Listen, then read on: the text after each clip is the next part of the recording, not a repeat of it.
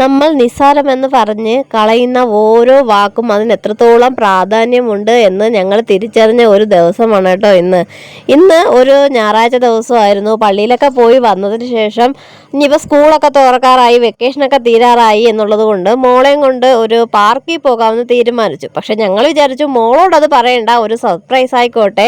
അപ്പോൾ അവൾ ചോദിച്ചു എവിടെ പോവാം അമ്മ എന്ന് ചോദിച്ചപ്പോൾ ഞാൻ പറഞ്ഞു നമ്മൾ ഇന്നൊരു പള്ളിപ്പുറത്ത് പോവാം, അവിടെ ഒരു പള്ളിയുണ്ട്, അപ്പോൾ നമുക്ക് സ്കൂളിൽ പോകുന്നതിന് മുമ്പ് അവിടെ കയറി ഒന്ന് പ്രാർത്ഥിച്ചിട്ടൊക്കെ പോകാം എന്ന് പറഞ്ഞു കേട്ടോ. പക്ഷേ പള്ളിപ്പുറത്ത് എത്തിയപ്പോൾ മോക്ക് മനസ്സിലായി അത് പാർക്കാണെന്ന്. അങ്ങനെ പാർക്കിൽ കയറി എൻജോയ്മെൻറ്റ് ചെയ്ത് ഫുള്ള് കളിച്ച് തിരിച്ച് ഞങ്ങൾ അവിടെ നിന്ന് ഇറങ്ങി കേട്ടോ. ഇറങ്ങി ഞങ്ങൾ ഏകദേശം കുറേ ദൂരം കഴിഞ്ഞു. അതായത് പള്ളിപ്പുറത്ത് രണ്ട് പള്ളിയുണ്ട്.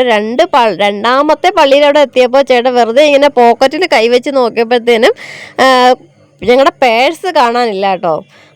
ഞങ്ങൾ നല്ല രീതിയിൽ ടെൻഷൻ അടിച്ചു, ഞങ്ങൾ പേടിച്ചു കേട്ടോ. അപ്പം ഞങ്ങൾ പറഞ്ഞു അയ്യോ, അപ്പം ചേട്ടനും പറഞ്ഞു ഇന്ന് വീട്ടിൽ നിന്ന് ഇറങ്ങിയപ്പോഴേ പള്ളിയിൽ പോകുന്നു എന്ന് പറഞ്ഞ് വന്നിട്ട് അത് പോകാത്തത് കൊണ്ടായിരിക്കും എന്ന് പറഞ്ഞു. അങ്ങനെ ഞങ്ങൾ പറഞ്ഞു ഞങ്ങൾക്ക് ആ പേഴ്സ് തിരികെ കിട്ടുകയാണെങ്കിൽ ഞങ്ങൾ 100 മെഴുകുതിരിയൊക്കെ കത്തിക്കാം എന്ന് പറഞ്ഞ് തിരികെ ഞങ്ങൾ ഓട്ടോ പാർക്കിലെത്തിയപ്പോൾ അവിടെ ചെറിയൊരു ഷോപ്പ് ഉണ്ടായിരുന്നേ.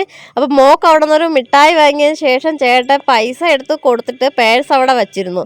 ദൈവകൃപയാൽ ആ മാമൻ ആ പേഴ്സ് എടുത്ത് അവിടെ വച്ചിരുന്നു. അവിടെ നിന്നോടൊക്കെ ചോദിച്ചു എന്ന് പറഞ്ഞത് ആരുടെ പേഴ്സാണ് എന്നൊക്കെ ചോദിച്ചു എന്ന് പറഞ്ഞു കേട്ടോ.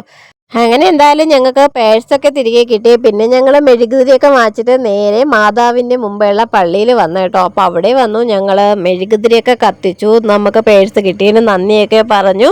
കുറച്ച് സമയം ഞങ്ങൾ അവിടെ സ്പെൻഡ് ചെയ്തു. പള്ളി ഓപ്പൺ അല്ലായിരുന്നു. കുറച്ച് സമയം അവിടെ നിന്നതിന് ശേഷം തൊട്ടടുത്ത് വേറൊരു പള്ളി കൂടി ഉണ്ടായിരുന്നേ, വേളാങ്കണ്ണി മാതാവിൻ്റെ പള്ളി കൂടി ഉണ്ടായിരുന്നേ.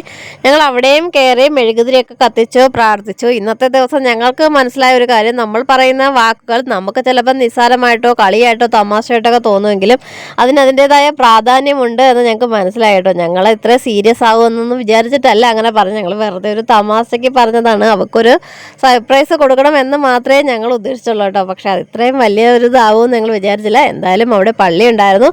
അങ്ങനെ ഞങ്ങൾ പള്ളിയിലൊക്കെ കയറി പ്രാർത്ഥിച്ചു. ഹാപ്പി ആയിട്ടാണ് ഞങ്ങൾ തിരികെ വീട്ടിലേക്ക് മടങ്ങി കേട്ടോ.